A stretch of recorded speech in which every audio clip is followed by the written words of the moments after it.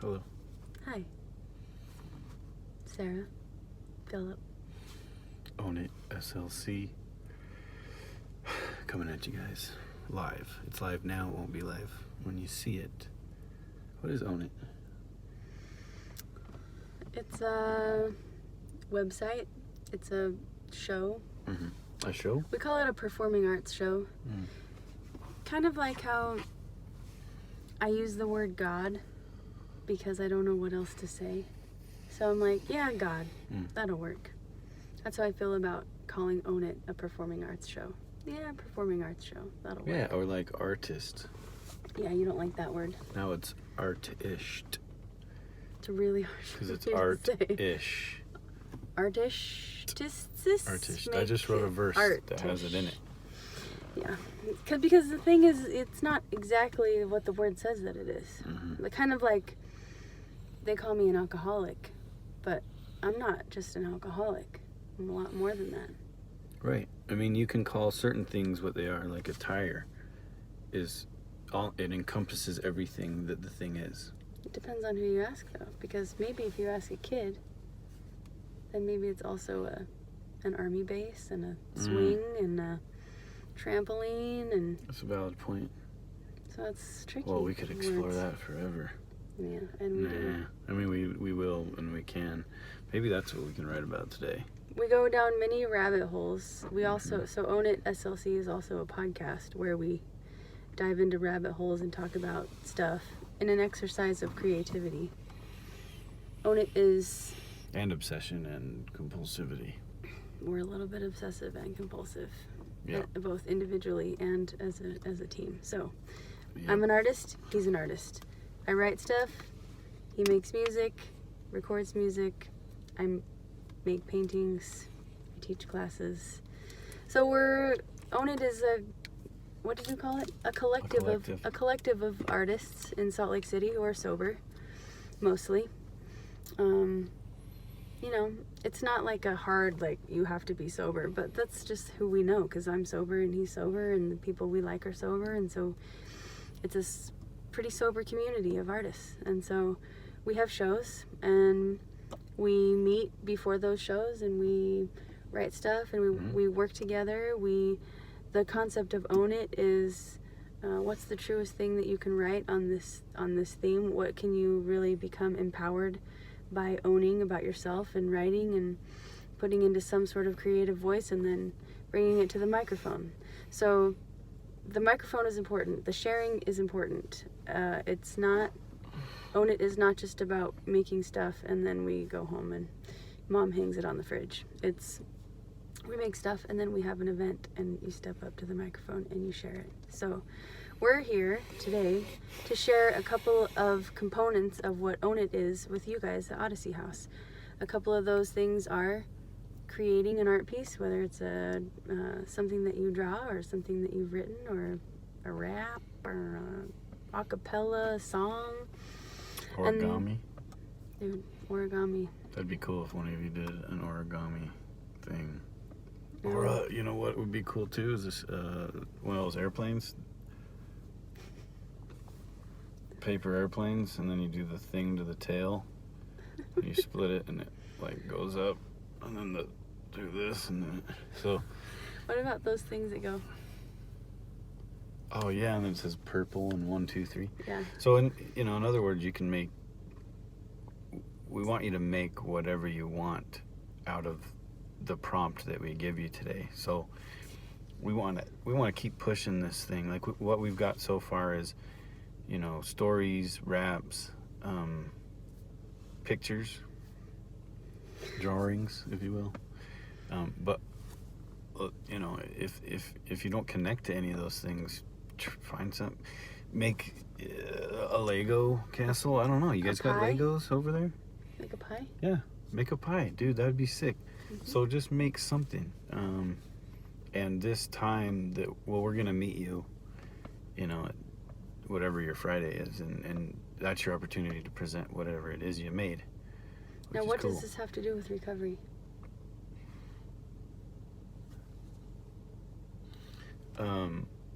Well, recovery is taking something that perhaps was lost and then finding it. And I lost myself in recovery, or before, in drugs and alcohol, and then I found it somewhere, and then I made new things. But I didn't really, so when I did, normal recovery stuff, 12-step stuff, I kind of got bored. That's kind of dogmatic and It's dogmatic, and it's rigid, and hear the rules and follow them. To-do listy, and so I kind of wanted to do something different, and so this is followed the way. the list though for a while, didn't you? I followed this for a while, and then I kind of hit a ceiling, and this kind of helped me break through the ceiling. So it's like taking what I learned in 12-step stuff and applying it to living out here, and because I applied it to living out here, I found certain opportunities in creating art and stuff like that. So it's kind of like if you do like Call of Duty, like video games, there's like the extra packs you can buy because you get sick of the same maps. It's probably Fortnite probably has it. My son plays Fortnite. Beckham plays Fortnite.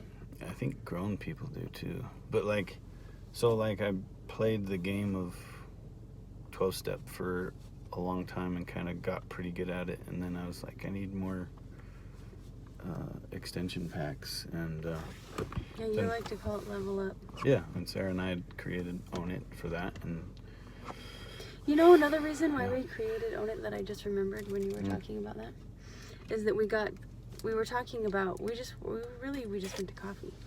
We were just talking.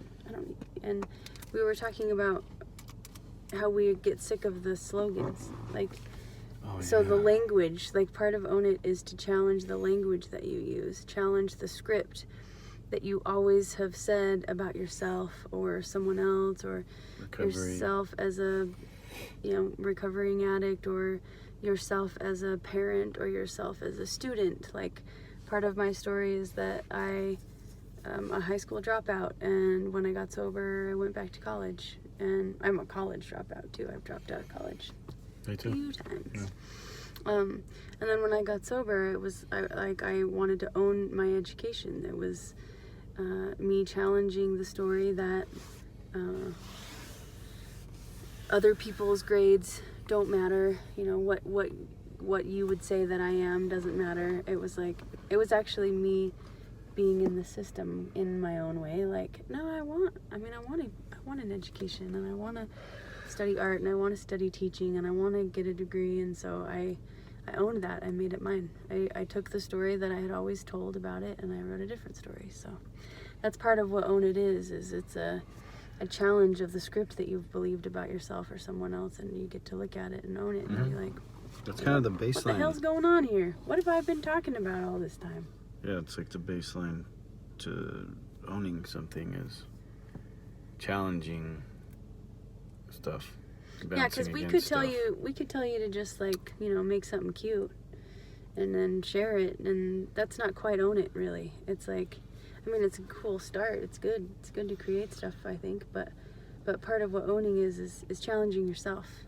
Is this really what I mean? Is this really what I am about? And you don't even, a lot of you won't really challenge yourselves, and that's unfortunate. But that's just the nature of owning it. If everyone owned it, then this wouldn't really be as cool. So the irony is, there'd be no wars or political parties, or yeah, there'd be no more a lot of things. Good point. It's true. I'm just saying, some of you will take the challenge and you'll really explore something and own something. Some of you will just kind of beat around the bush, and some of you will just paint a pretty picture. And I'm here to tell you that all of that is okay. There's no contest. We're not grading you. We're not even giving you any feedback. We're not even going to be there in person. Which is dope. Kinda. I'd like to meet you. It would be cool to meet you guys at some point. But it's a time for you to share what you made, and nobody. Usually, it's just people are stoked about it, and people are clapping.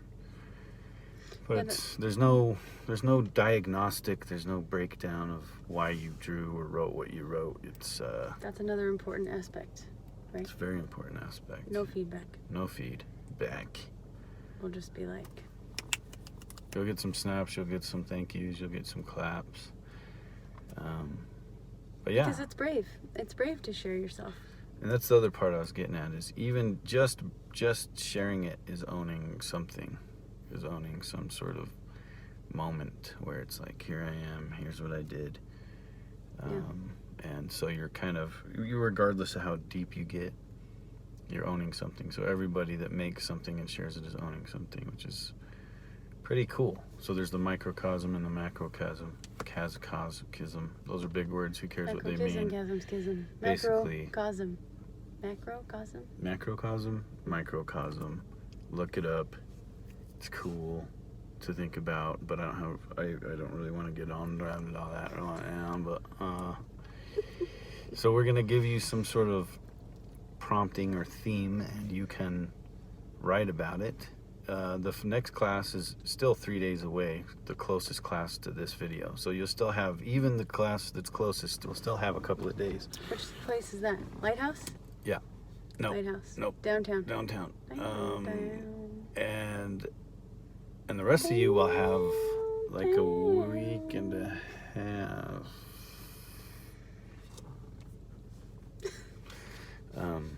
Yeah. We like to have fun. So, I mean, this is fun for us. This is awesome for us. Yeah. So this is cool. You know, maybe it's cooler for you guys to understand that we do this because we want to do it, not because we have to do it or because, you know, there's a bunch of money in it or anything like that. We do it because it's like truly what we're trying to do with life and shit. I would say every time we meet with Odyssey, here's the truth, you guys. We're sitting and we're like setting up the computer and we're like, okay, we gotta do the Zoom, and we both have resistance to like logging onto Zoom and meeting with you guys. There's a really good book called The War of Art by Stephen Pressfield. He talks about resistance. Resistance will always be in effect when you're trying to do something creative. So you can just expect that the resistance is going to be there, and you're going to be like, I don't want to. Then we turn it on, and then we meet you guys, and then you start reading and you start sharing your stories, and inevitably at some point in the Zoom meeting with Odyssey, Phil and I look at each other and we're like, damn, that was cool, that was worth it. Yep. That surprised me. I feel honored to hear what you guys share with us, and and within the space of 1 hour, my whole perspective on things changes. Dude, every time, like honestly, some classes are like more profound or whatever than others, but that probably has less to do with you guys and more with whatever mood I'm in. But or every time, technical glitches or technical glitches or hearing. That's not your fault. No, yeah, and that's what I want to put across to you. Is like every time we're in a class, it's like if it's alive. Sarah and I talk about what do we do? Why are we living? Basically, what are we doing here? Why aren't we walking around like zombies? Why aren't we getting high? Why aren't we? Why haven't I just done the thing? You know. Why aren't we cowering on our apartments, trying not to get sick? Trying not to fall in love or make a song or eat peanut butter. Or I eat a lot of peanut butter.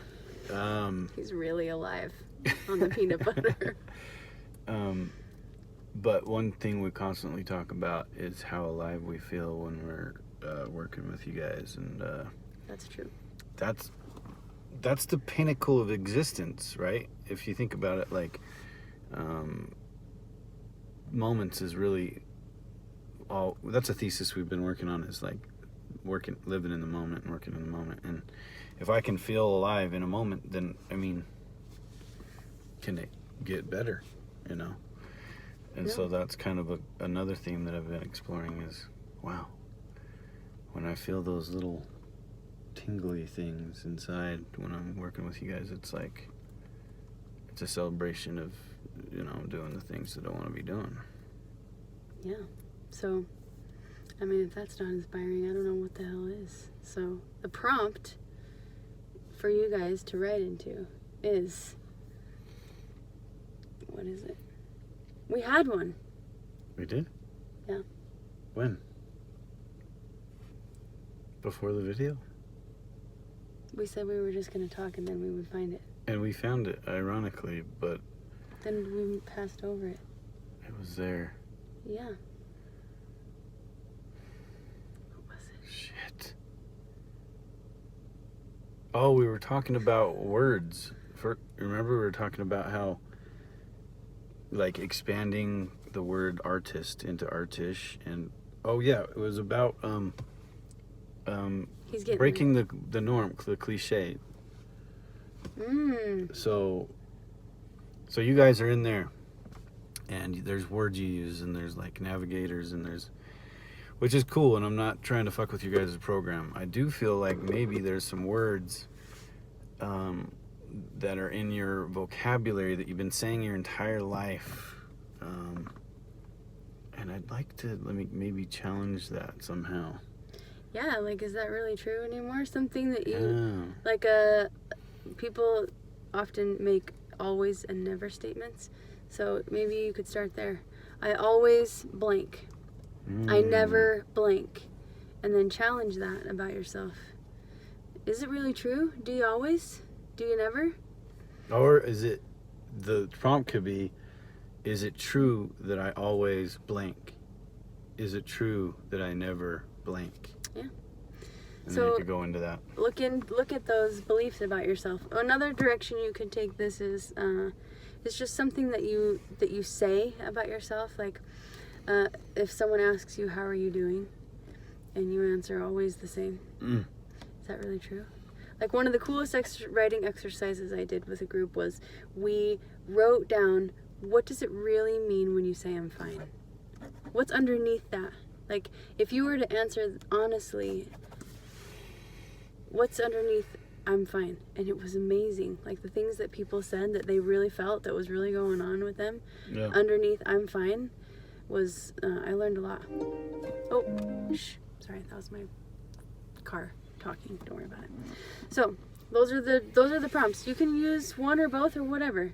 The first one was, is it really true that I always blank? Or is it really true that I never blank? Or what does I'm fine really mean? What's underneath that when you say that to someone? Yeah, and I'd just like to add that a lot of you, including myself and probably Sarah too, there's like this negative talk to ourselves about stuff, like I'm worthless. One Sarah always brings up is I'm a piece of shit. People say that a lot. Yeah, and it's abstract and it's not even true. It's like so maybe you want to challenge that within inside yourself. The things that you say about yourself aren't true, and that's because I have a friend right now that I'm talking with. He's does that all the time, and so I'm challenging him to stop saying that shit.